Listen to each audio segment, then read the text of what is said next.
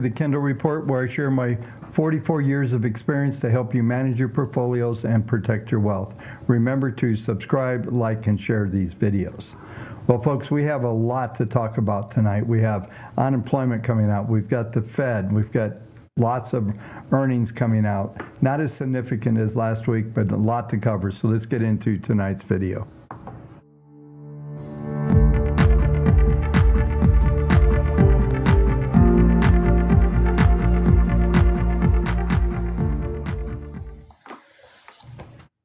Welcome, everyone. Sorry for the late start. Still having issues with Streamlab, but we're here, so starting to see people show up. So thanks again for spending your Sunday evening with me. There is so much to talk about.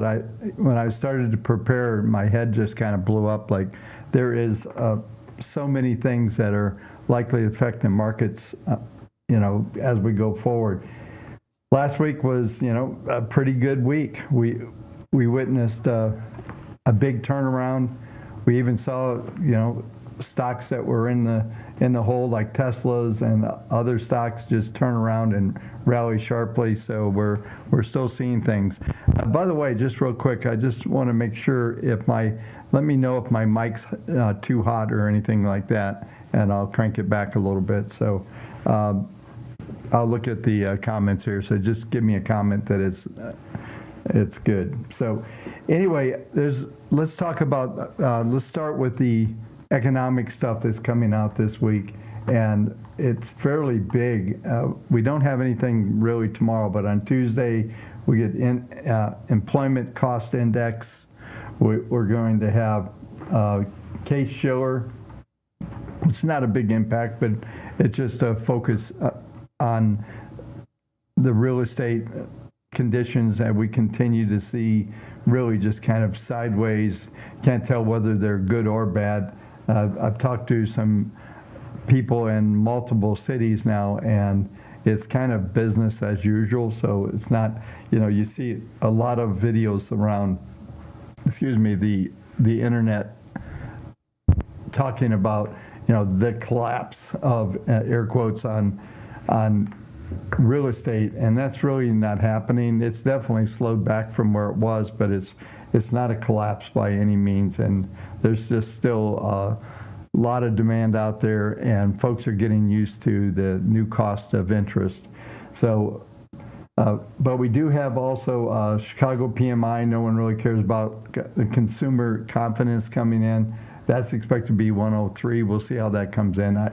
It's marked as a high impact type of report, but I don't see it really have that much impact of anything as well.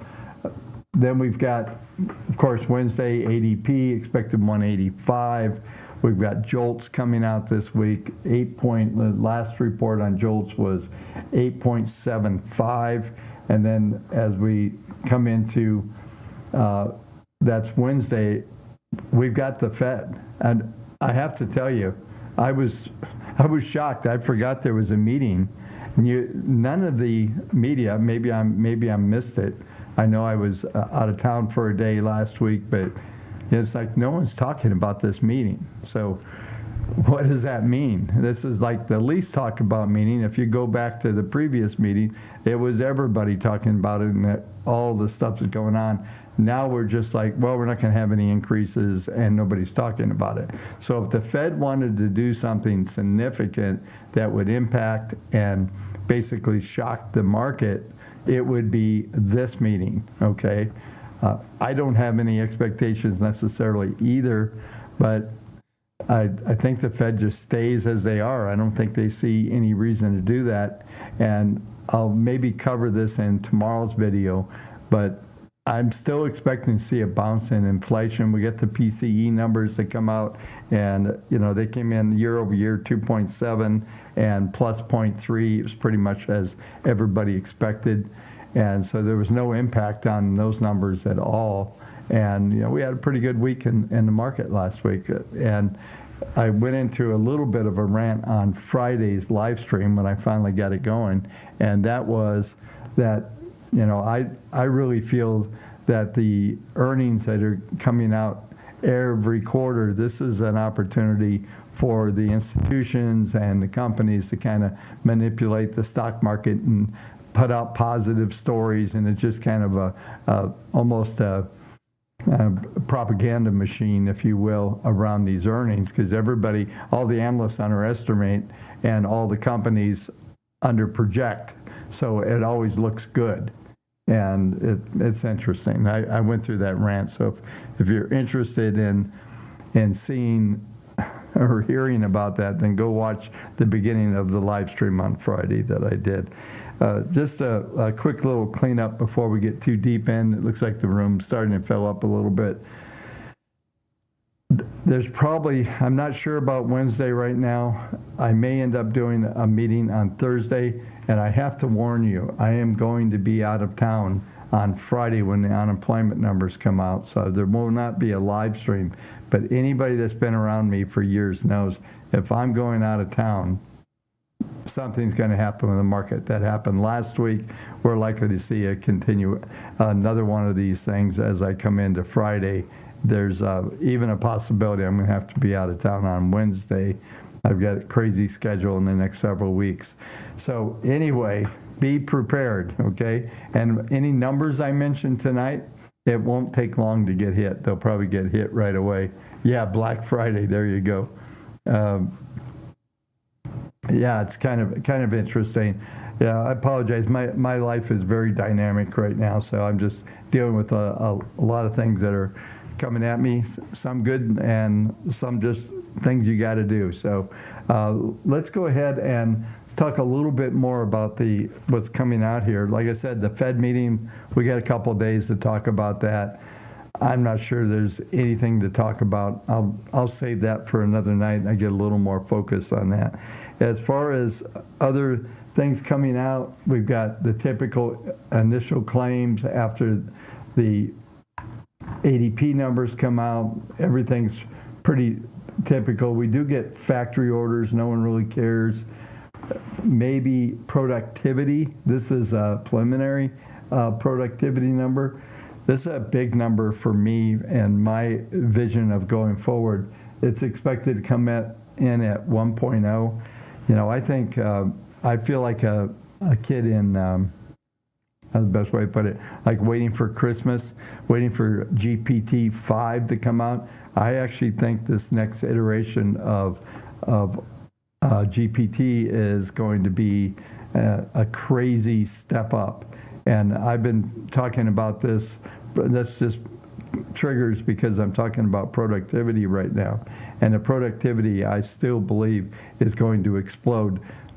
Not so much this year, but coming into 25 and beyond, 25, 26, 27, I think we see an explosion in productivity, and therefore I think we see an explosion in GDP coming as well. If you go back, I haven't referenced it for a while, but if you go to the Substack, and so you go to kendallreport.com/newsletter, that will get you to the Substack, and you can sign up. There's a free version, but the free version will get you to the point of going back, and I think it was December 29th, I posted my 2024 outlook, and you'll see some of these estimations. I know there's some charts in there and other things that are relevant to the GDP growth that I'm projecting. There's also 2 videos on the channel that were released in early January on projections and what I'm thinking about for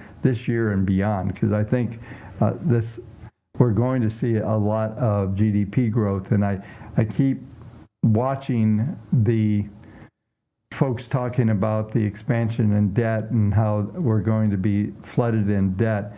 If I am right, and I don't know that I am because it's a longer term projection, especially going out into 25 and 26, but if I am right, then the ratio of GDP to debt is going to drop pretty substantially, probably by the time we get to 27 or 28. I don't think it matters who's president, by the way. That's not a projection of anything. And even if they continue the rate, percentage-wise, a rate of increase of expenditures on the fiscal side it's still the formula works. And if they do anything, which is kind of a joke to even think that these people in Washington, D.C. could not spend more money, that's probably not a very realistic expectation. But I think if they just stay like they are and you get this increase in productivity, then it blows everything out of the water. And every forecast and every person out there focused on the debt side of things and how that's going to be the end all. And listen, I've been around these markets a long time. You can go back to 2008. We were already supposed to be dead. Okay, we're not even supposed to be here right now, folks, because 2008 and all the money they spent for that was going to do it. Well, they put the pandemic spending on top of that and just keep adding it, and it's, you know, not to mention money creation and all that. You know, it's like I think one of the arguments coming out is why do we even pay taxes when they can just print money? You know, let's just all play the same game. But this productivity thing is big. So that kind of triggered me every time I see that number. I think that, you know, there's not any big collapse coming in the markets. There's maybe a consolidation that we're going through right now. I'll go through the WaveTech database here in a minute. So this is going to be a full hour, and probably might want to get the popcorn out. We get a lot of stuff to talk about. Yeah, so yeah. It's interesting. Somebody's just made a comment. I want to just go on this. It's I love your generation's optimism. Well, it's funny because we've seen a lot more than a lot of you younger folks, and there's this thing that humans want to go forward, and they will go forward, and in spite of all the challenges. I mean, somehow we got here. Look at world history and look at World War I, II, all the craziness that's happened, and we just kind of keep going on. Now, the demographics is another thing, but I am really hung on this AI situation because I believe AI is going to expand productivity substantially, and all you have to do is do the math. It's simple math, and you'll come up with something similar to what I'm looking at. But I've always been an optimist, and although even in 2008 and 9, when we were putting in the lows, I was right with everybody, banks failing, all that. But now what we see in the economy is, you know, People want to live. That's all I can say. Mankind will go forward, and we are seeing some demographic issues and things like that, which I could go off on. But as far as we go, let's get into talking about Friday when I'm going to be out of town. We got unemployment numbers, so there's certainly going to be plenty of volatility this week, especially after what we saw last week. There's going to be plenty more of that. And I think that just to kind of summarize from the news standpoint, there's one more thing I'm going to cover, which is we've got earnings coming out. So we'll do a little bit more here on the opening. But the realities is that there's going to be a lot of considerations. Like I said, the Fed's this is the most not talked about Fed meeting ever. It's just kind of blah, blah, blah, was what I'm hearing. Maybe you folks can chime in and talk about that. But yeah, so somebody says buy Microsoft. Probably, yeah. I would use, if you have WaveTech, I would just trade the patterns that are unfolding. I'm looking at my notes. I got a ton of stuff here. I knew I was in. It was going to be a little bit of a longer stream tonight. But let's go ahead and, excuse me, excuse me 1 second, please.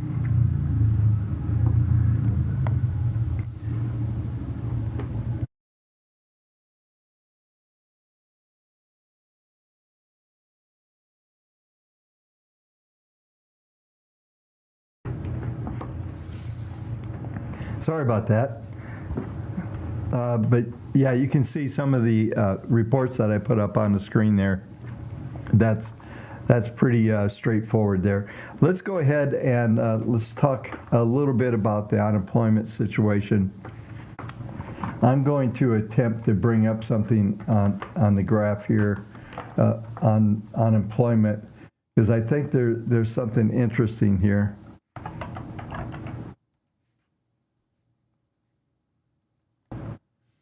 And yeah, so let me just come over here and let's talk about the unemployment.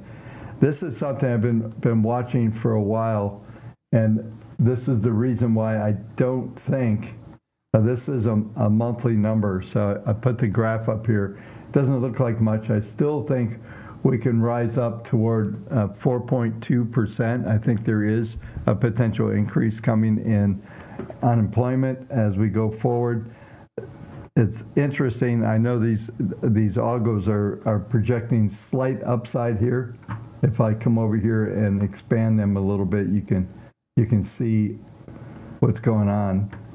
You can see there's a pretty good spike here in PPM1 being forecasted. So it looks like we are going to come into some higher numbers. Maybe that starts this week, but then you have to ask the question, is that bullish or bearish? Is higher up, does that mean the Fed might raise lower rates? I don't think that's what they're really paying attention to. And if we did go up to this 4.2 level, that would not be even a big deal from that standpoint. And so I just brought that up because I want to focus on the unemployment numbers. I do believe they will increase, especially, which isn't going to be good if you're running for president. I would think if you're the incumbent, that unemployment's going to increase. But two things I think is going to happen. We're going to see unemployment increase just slightly, and we're at 3.8 right now, so that's not a big number, but 4.2 is a number I've been targeting for a while, and I think that will be the case. And then, you're looking at, that's not going to affect the Fed. They're not going to panic because unemployment goes to 4.2. I think they would love to see it there, just because it would set the tone for them to have a much better feel like they have a handle on things. But as long as they got the open border down south of me here, and they're pouring new people into the employment pool, they finally admitted that's what's going on. So they're kind of cooking the books on a lot of stuff. And so, just know that the unemployment numbers are probably going to increase just a bit. CPI, PPI, I think we're going to get a bounce there. And I don't think that means lower rates. I think they're higher rates. There's so much, like I said, we could probably spend 2 hours. We could talk dollar yen. We could do a lot of stuff. I'll cover dollar yen and some other things on Monday and Tuesday as we go through the week. So just know that those things are going to be topics I'm going to talk about as we go through this week. So there's a lot to go on. So I'm just looking at my notes here. And let's go ahead and let's bring up the WaveTech database. Let's talk about what's going on there, because that's very integral in some of the forecasts that I was looking at. So let's go ahead and do that.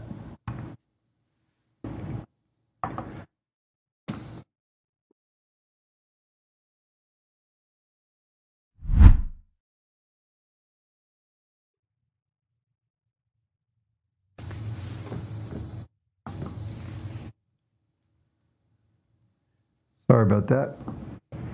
All right, so this is just trying to fix this real quick.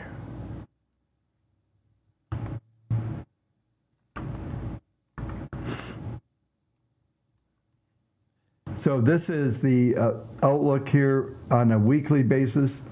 On a daily basis, we're at 18.97. I've been telling you we're probably going to get up to the possibility of getting 22% or so on this. If we get above that, then I'm going to be a little more convinced that maybe there's some more upside on recovery. But for right now, I think we're going to stall right around here, especially as we go through this week.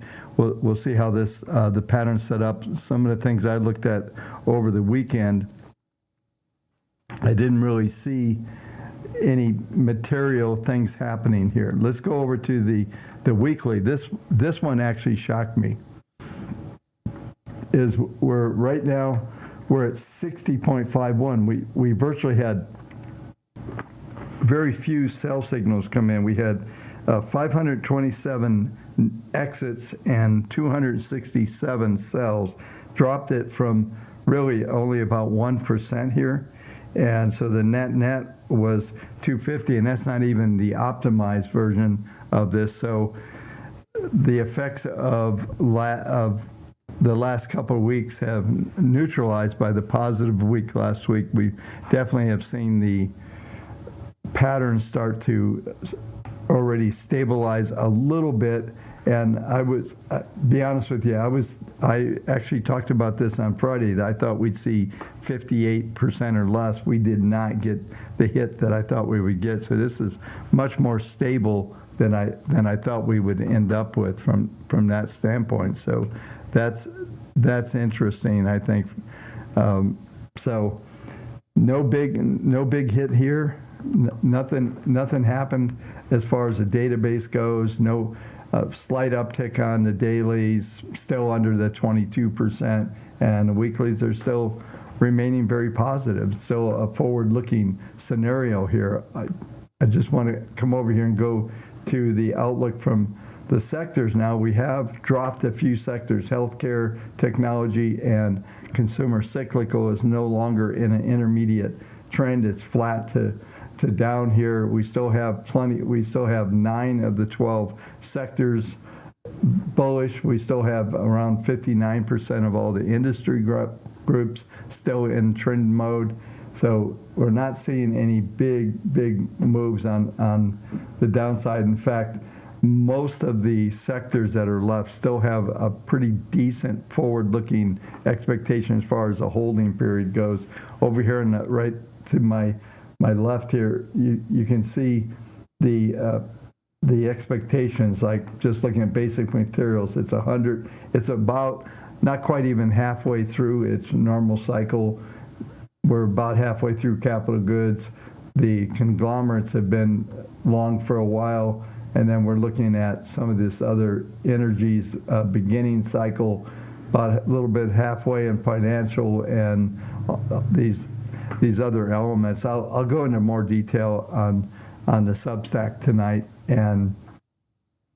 but for right now, I mean, we're really looking at a normalization. There's no big rollover being indicated. It looks like we've got more stability than anything. Doesn't mean we can't continue, as you'll see when we go through the technical side of things here just in a minute. We're not going to really do much more than continue some kind of consolidation. Still think there's a slight bias in May. We'll go through that in here, but the database isn't giving us any real lead, especially on the intermediate. So let's go ahead and take a look at the S&P. We should be able to get through the rest of the show fairly quick tonight.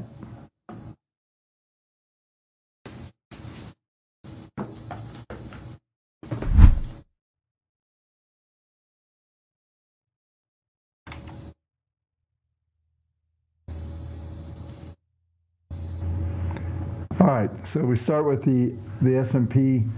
It was interesting because we did get, there's definitely a mixed picture going on here, and you'll see. We'll start with the daily charts right now.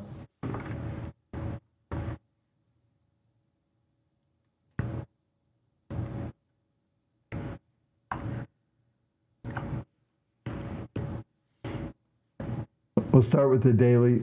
We still have a slight bias for a couple more days. We have this fib target above the markets right now. Fib target 1 is 52.37. I spent a lot of time on Friday talking about 52.20, 52.37 should be the upper end of this range. There's also, you'll see these red dots here, and where my cursor is. Let me draw this in because this is an important number to watch.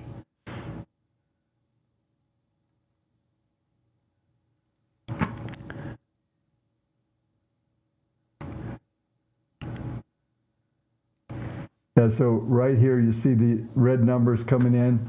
That is 52.30. So between 52.20 to 52.27, there's multiple numbers right there that are coming in. And I think this is going to be somewhat of a, this will be probably a ceiling coming up here. We're probably going to see, this is daily, where the market moves up in here. It could be straight. A couple configuration ideas on as far as how this may start to play out.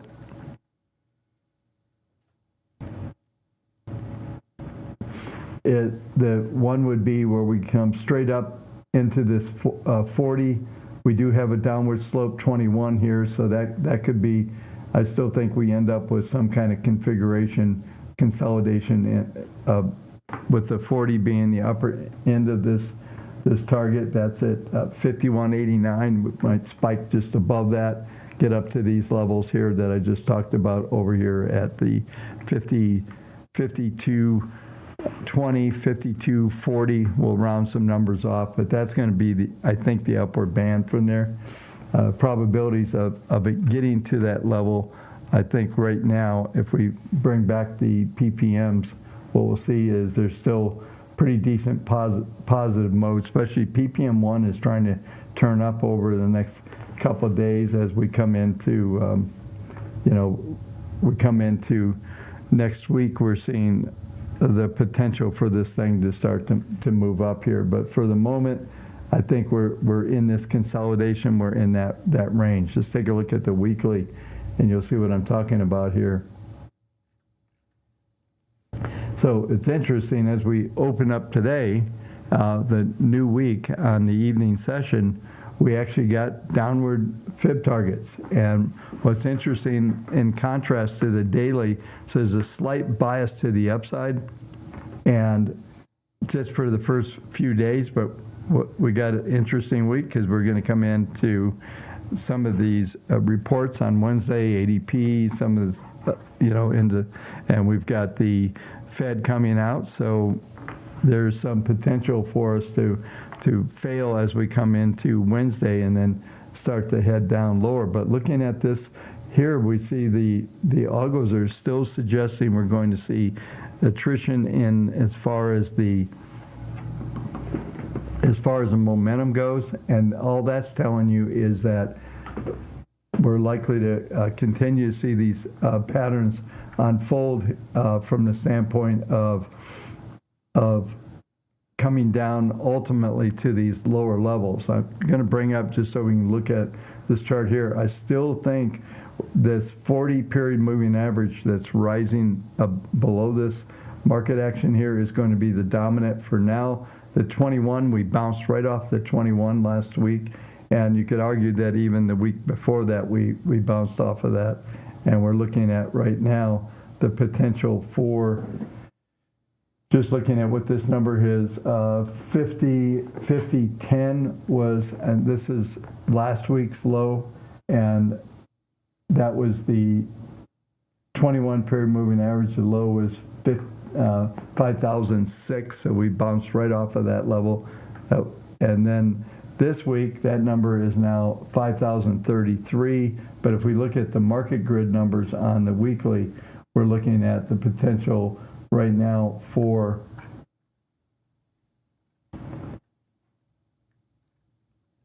probably looking at 50.90 to 50.43. I don't think we take out last week's low. One of the patterns that I set up for you, though, if you recall, is if we go back to last Sunday night, I said I think we get an inside week where we don't make a new low from the previous week, don't make a new high. Now what we're probably likely to do is to trade up, make a higher high from last week, which we're almost doing as we speak, and then get a rejection somewhere around that 10-week moving average, which would be right now at 51.87. So I think we print up maybe above into the 52 handle, and nobody's looking to own them above 5,200. And then we get a potential right shoulder and then a move back down that ultimately over time will see us hit the 40 period moving average, and that probably takes us in to all the way into May, end of May, early June is what I would expect. I don't see a moonshot here going to all-time new highs and where everything's wonderful. I don't think that's what's going to happen. I think there's a lot more work to do. I've been advertising this for a while because of the big drop in the daily database, that it's going to take weeks to rebuild this. So last week was a recovery week, but an inside week, and this week will probably be what I'm looking for is a new high, but then a lower close. We'll see if that sets up. And hey, I've got everything going for me. I'm going to be out of town. I can almost count on Friday being a down day. So, but I think for the most part, we're just looking at a very, very sideways, stable market. It's going to be range bound. I keep telling you folks that what you should have been doing, pretty much since we came into April, is covered strategies, covered rights on your stock positions, straddles on the indexes, and just go out of the money, puts and calls, and sell them and take the money, because they're going to give you that money. And overall, this pattern, in the end, we'll look back 4 or 5 weeks from now and we'll just be chopping around in the range. And right now, looking at the market grid range, it's as high as 53.06, which is not quite a new high. I think that, let's see what the high was there real quick. Yeah, the high was 53.30. So I don't think we get up there. Like I said, I'm pretty convinced somewhere around this 52.20, 52.40 rejection out of there, and then probably end up the week as we come into Friday lower.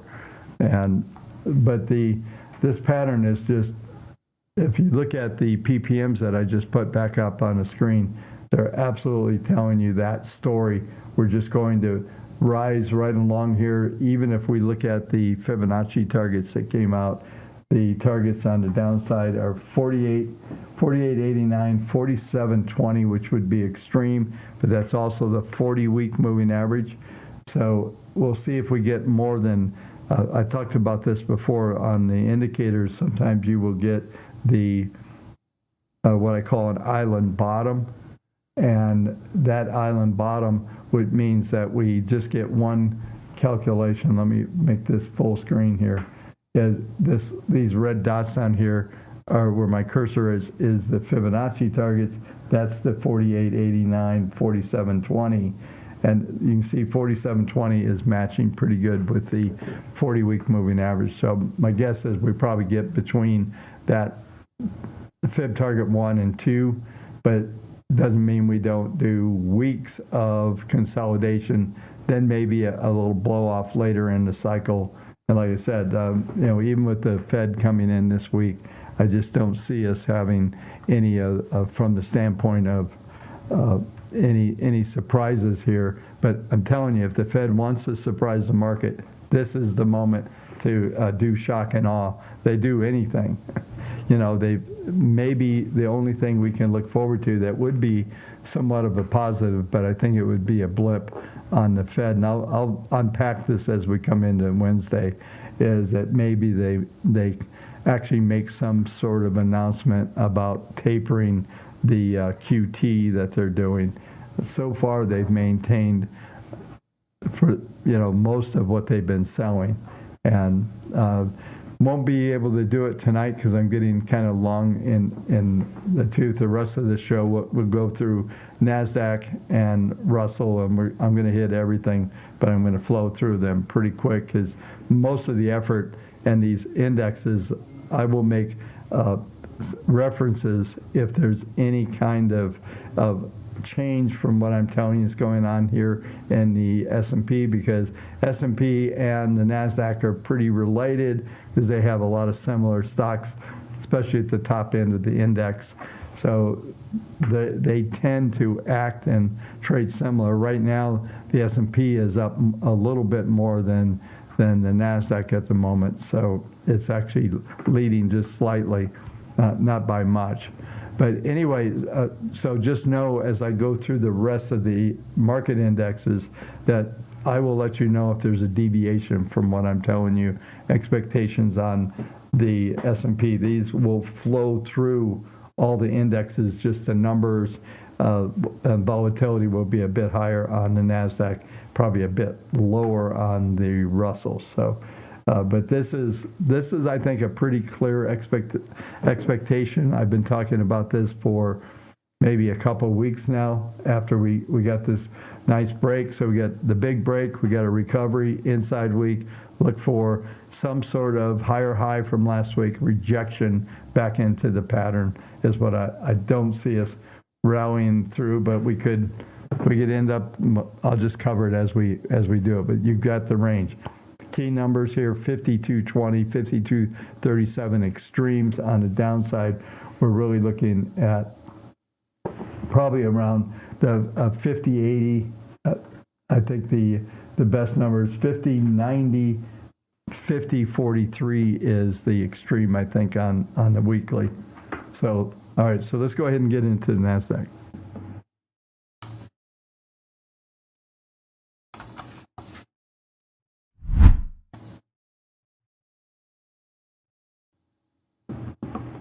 All right, so we'll just stay with the chart only right now, weekly. And you can see we did get the inside week. And we do have, that's interesting is that the NASDAQ had fib targets going back 3 weeks ago. And those numbers, let's just bring that up so we can see it. Those numbers were hit. We had 17,129. The low was 17,113. We had a low last week of 17,148, and that's right at that fib target 1. And we bounced back in, and let's take a look at the configuration here. It's got a slight bullish type look to it. So you can see we're probably going to come up into this wedge. I talk about this all the time. I'll draw it in very quickly just to refocus everybody's eyes where I'm looking to make sure, is that what we're really looking at here is that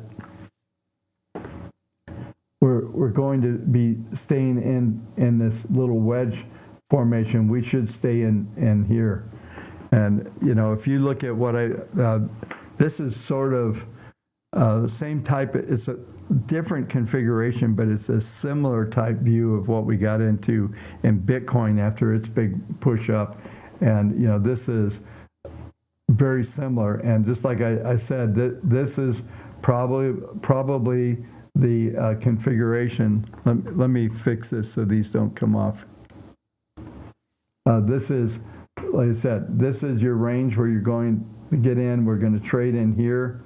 And then somewhere out here, we should see market grid also come in here and start to consolidate and see some, best way to put it is some kind of wedge set up around all of this stuff, these moving averages. And then down the road, this could be into, this all could happen by the end of May, but it could actually extend. Then we'll find out whether we're going up or is there a wedge down here. And it's way too early to make that determination. And as I always tell you folks, there's no need, in my opinion, there's no need to make predictions and out too far into the future, because it does, you know, it's what you're trading right now. We need to just walk it forward week by week and day by day, because you know, I get people all the time, 3 weeks ago he said it was going to go up. Well, I did, you know, but the markets change, the dynamics change, our database changes, all the things that drive me change. So, but these ranges have been fairly predictable for a while, and this is very similar to what we're seeing in the S&P, like I said. So I don't see any of that actually deviating. I'll bring up like I said, I'm bringing back the PPMs here. I wouldn't call, they're slightly positive. It looks like there is a slight bias to the upside. So we're going to hang around these moving averages. And those numbers right now, just to give you some ranges, are going to be right around upper end 18,100. I'm rounding some numbers off. And then on the downside is around 17.7, and we could go back and reprint the lows that we printed in the last 2 weeks. But it looks to me that, like I said, I'm looking for a slightly higher high than what we made last week. This may have already happened here. Not quite. This will probably be satisfied by early morning when we come into the U.S. Open. We probably will print up at least up on the NASDAQ up to maybe right at 18,000, 1860, maybe a bit over it, and then you probably get a rejection back in the range. But everything's going to stay fairly stable, folks, as we come into the news that's coming out, the Fed meeting and all that, and we've got a lot going on. So I think we see a lower level of volatility. Last week, from an earnings standpoint, I did not cover earnings. I just realized when I said that. But from an earnings standpoint, there's nothing earth-shaking coming out. I think we get Amazon on Tuesday or Wednesday after market close. But there's nothing really, really big coming out. But we have a lot of more economic-focused stocks that are coming out. But last week was all the big stuff. You know, we had the Teslas and the Metas and Google and Microsoft and all of those. So that was the big part of this. Just kind of glancing through the numbers, just to mention this. There's not any real material. There's certainly some that can maybe hit on the sentiment from the standpoint of when they release, but they're not anything like what we dealt with last week. We saw some really big numbers, and you do see the power of the charisma of Elon Musk, because that report was terrible, okay? But everybody knew it was going to be terrible, so the concept was the worst is over, okay? I'm not sure that's the case, but we'll see. So let's go ahead. I'm gonna blast through the rest of the show here. I'm 42 minutes in, so I got 18 minutes. I'm going to finish everything. We're going to go through Russell. We're going to touch on Russell, the interest rates, and I'm going to hit crude and gold and then Bitcoin, and we'll be done. So let's do it.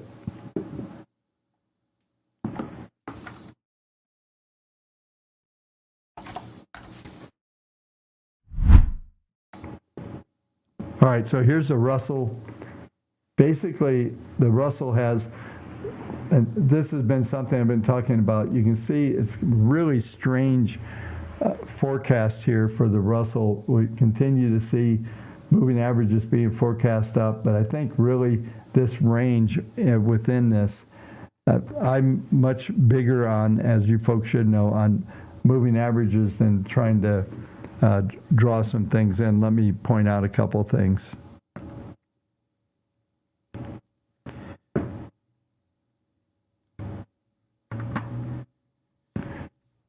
Yeah, so my expectation, you can see here that the moving averages are being forecasted, but I think we end up, this is the wedge, excuse me. This is the wedge that is likely to be played out here, is playing in this range. Very similar to the other indexes, slightly lower. I mean, if you look at this, this is just a consolidation, wide range.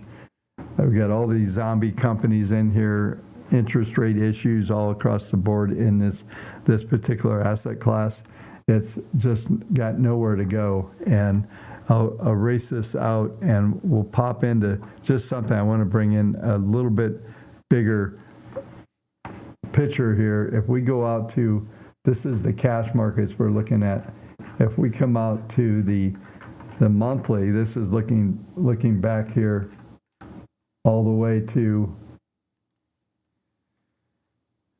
2000, right? So the last couple of decades, we are looking like we want to break out to the upside, but for the moment, we're just still stuck in this range. If we blow this up from the standpoint of where this last year has been, if we just look at this pattern here, you can see just a big consolidation. I think there could be more in here from the standpoint of just staying in this range, and the range has been around 2130 or so, all the way down to like 1750s down into the 16 handle.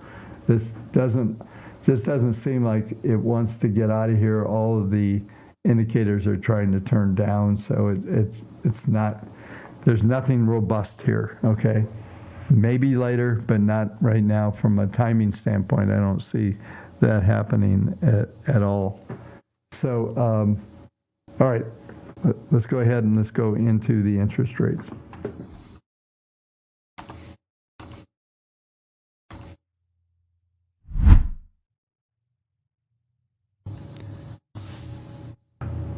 Yeah, let's stay with this monthly chart. This is an interesting look. I haven't covered this for a while.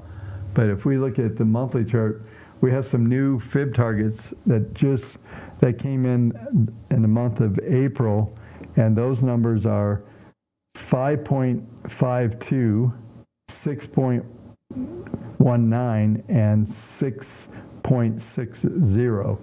Seems a little ridiculous, but we could see this first one hit, which would be interesting. And if I am right about increases in CPI, inflation coming back, then we still have possibility another leg up on these interest rates. I was really deep into thinking that we had finally gotten to the point where we could see an extreme flattening of the yield curve, and I think we will, but this is how it flattens. It doesn't flatten by everything coming down. My original thoughts were that we would come down to around 4.5, 4.75, and now we're sitting here. We are at 3/4 roughly. We're at 4.66, but my expectation now is that we could move everything closer to 5%, and we just flatline there. And one of the things that, if you brought up a very long-term chart of yields, I don't think this goes back to 94. But if you go really, really back, I think there's another index I could bring up that has a longer forecast, or not forecast, but history. Excuse me. If that happens, then what we're looking at is that if you draw a line around 5.5 to 6%, you draw a line. That's where that's where rates tend to find themselves. They come back into that 6% range. So this is pretty much a normalized rate. Those of you who've been around the channel for a while, a year ago, even longer, I was talking about really what we're doing is normalizing. That's what we've done. But I think there could be more upside here. I've told you folks, I never ignore these fib targets up here. And let's just take a look at something here. I don't have the forecast available, but we do have PPM1. This is a monthly chart, this long-term stuff. And as you all know, next Sunday night, I will do a long-term outlook on as we come into May and start to look into the second and third month of Q2. We'll get into more of that, but for right now, this thing is absolutely projecting higher prices. These PPMs are big values. We're looking at PPM1 at a 2.02. A 0.25 is a trend. We're talking 5 times. This is it doesn't look like it, but it looks more like it. When I come here, you can see it's almost a vertical trend up on the upside. So that is going to be pretty substantial. Yeah, so there's some big stuff out there. So I was hoping that we would be out of the woods, but this is what's leaning me towards more inflation, what I call the echo bounce in inflation. They got it to break pretty hard. You get to move back up, and then maybe down the road, maybe 25 or 26, maybe inflation starts to falter. And I'm just going to come back for 1 second. I'm not going to get too long on this. But if I'm right in the productivity bump that's going to come in 25 and 26, then that in itself, the productivity and start to bring it down the cost, that in itself could be deflationary to a large degree. And I think there's going to be a monster innovation going on in 2025, 26, and beyond that is going to be mind-boggling in a number of sectors. And AI is going to be the big beneficiary. And this is my argument also is, you get to make a choice. You want to have productivity increase, or do you want to have electric cars? Because right now the new data centers and everything that's being built is in direct competition for the electric in this country, and we have a terrible grid. It hasn't been updated for 60 years. We're talking about windmills and stupid things instead of talking about, building micro nuclear and all that stuff. So they'll wake up down the road, because it'll have to. And some of these nuclear facilities can come online pretty quick now compared to the old school stuff that we're used to. But that's going to be the only solution. We need electricity, no matter what happens between AI and cars, and we just need more. And the whole infrastructure is terrible. So there's a lot of work to be done. That in itself, rebuilding, there's a ton of stuff on infrastructure, and infrastructure isn't roads so we can drive around on them, but it's really that electrical grid. And for me, for that productivity and all that to happen, we've got to be able to do just that. So let's go ahead, let's go crude oil here.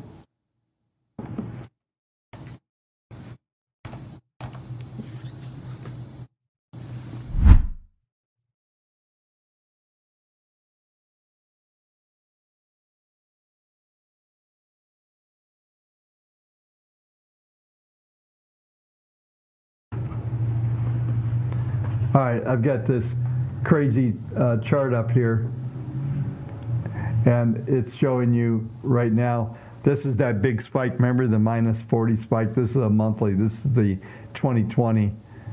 But let's go get a little more down to earth here, and let's go weekly. And weekly chart, still, this is important to see. We still have this upward slope here on the forecast for the moving averages. I think we still crawl right along this number. Nothing's really changed. We still have these upward Fibonacci targets. Still looking for 90, 95 on crude. And I think that's a possibility. We certainly have a lot of stuff to go on. And that was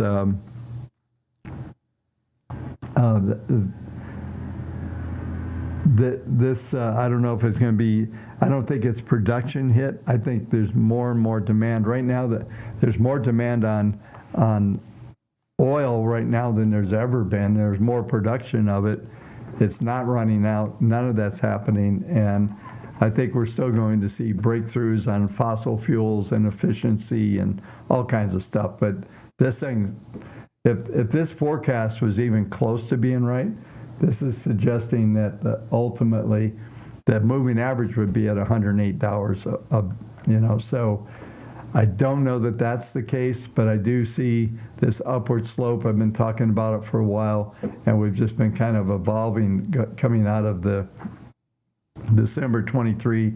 There's no SPR to sell. There's nothing to sell, and like I'm saying, production is there, but also demand is still increasing.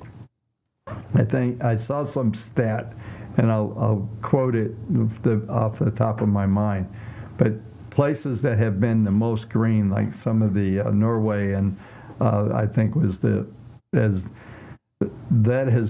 increase in fossil fuels, I don't like to call them fossil, and hydrocarbons have just been through the roof in spite of all of the efforts to get into other alternative sources of energy. And that's my point.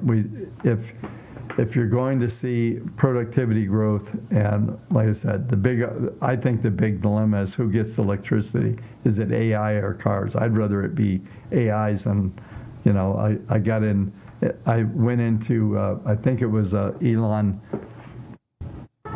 tweet that he made something about a car, and I made some comment. I'd rather drive my BMW M4 competition than a Tesla, and all of a sudden my car got ugly and everybody hated me because I didn't like Teslas. And it's not I don't like Teslas, I just don't want to drive one. And so I like I'm an old school guy, right? I like the vroom vroom of the ICE engine, so it's a lot of fun.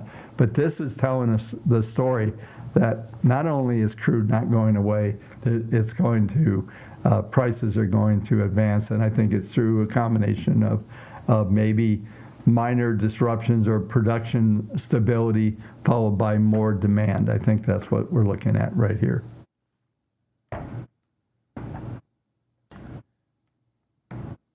Yeah, the problem with this is the argument that mix making, they're deflationary. They're 1.7% of all the cars on the road. It will take decades for them to be a material influence on things. They're not anything, actually. They're non-existent in the world of vehicles. And that's my problem. I still think Toyota, this is my argument, I still think Toyota with hydrogen piston engine is going to be a much better from the standpoint of being able to produce it. But that takes electricity and power to do too. So we can't get away from electricity. That's the point. All right, let's move on. Let's go to gold.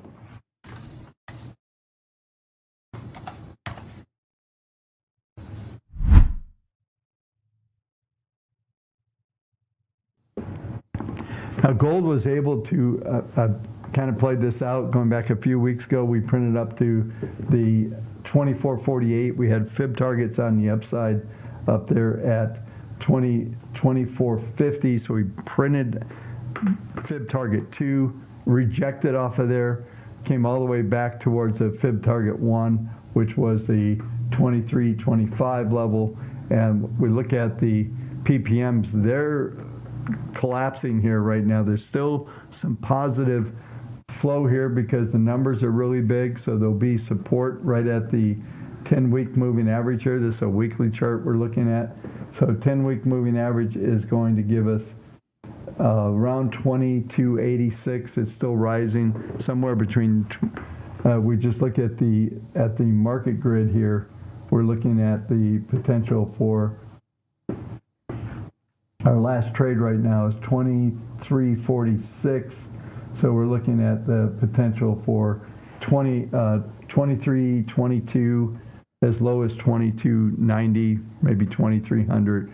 We should follow this. There's some pretty decent support here along this 10-period moving average, but if you look at the algos, they're being projected that momentum is going to turn. It turns negative, it looks like, in June.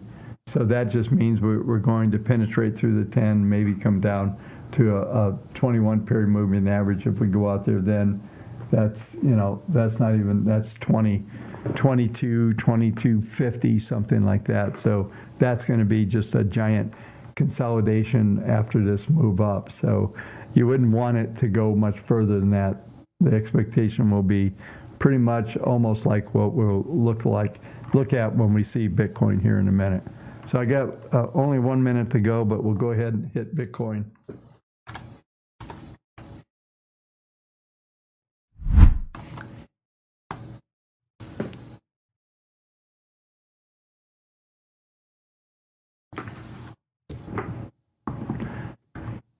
So this is a weekly Bitcoin.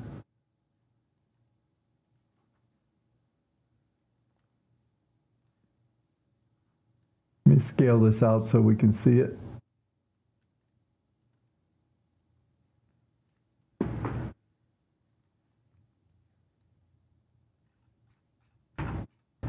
All right. This is the pattern that I've just been going on and on about. And there's a couple things that I want to point out. Is we had 3 Fibonacci targets coming into, this is a weekly, and they were for a move up to 62, 6, 71, 850, and 77. We didn't quite get to 71. We printed a 73 handle, and then we're now getting basically some lower projections here, and we've already hit one. One of them was fib target 2, which was 59,224. We printed 2 weeks ago, we printed down to 59,629. I think we're still locked in. If you notice, the moving averages are starting to roll, and I think there's a pretty decent chance that we trade down to this 21-week moving average, which will put us down somewhere around 57, 56 handle. And this range that I've been talking about, we're still, the volatility on Bitcoin has stayed fairly high. You can see the nature of this bubble that's on this chart here. But the PPMs, as we come in all the way into early mid-June, are being forecasted to continue to deteriorate, and we're likely at least to see a test of that 21-week. Right now it's a 55 handle, but it's rising, so it'll probably be closer, maybe 57, and we'll probably just see this consolidation continue. I know there's probably a whole lot of folks that were expecting some big rally after the halving event, but that's not happening, and it's not likely to happen. It looks like there's a whole lot of work to do just to consolidate this. And there's an argument that we had potentially 5 waves up in this pattern, and now we're just in a really big consolidation. I want to point out something here, and if we go back, and I remember I always talk about these numbers, and if we go back to this chart here, this is a monthly Bitcoin back in March of 23, a year ago, a little bit over a year ago. The projections were for fib target 1, 55, 71, 317 with fib target 2. I just said we went to 73, so we printed this fib target. This was forecasted about a year in advance. So these patterns are pretty significant, and they're still valid, by the way. So there's still potential to print up at the high end, which is 80,800, just rounding numbers off. So those are still out there in pretty big numbers.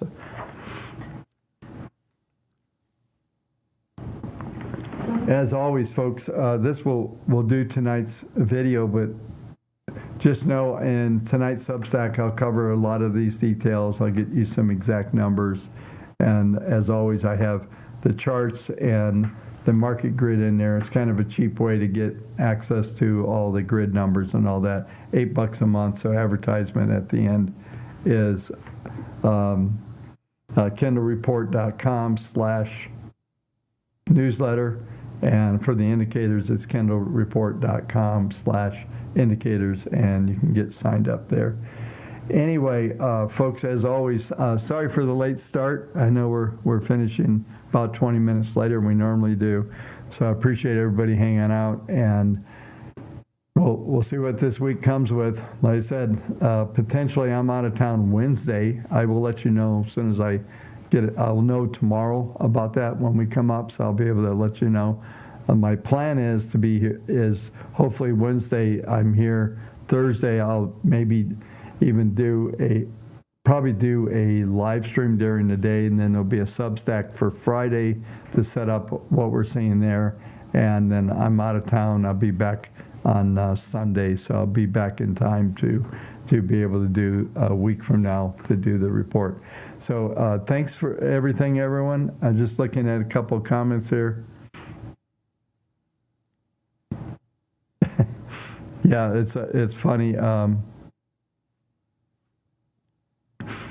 Anyway, yeah, I'm just looking at some of these comments.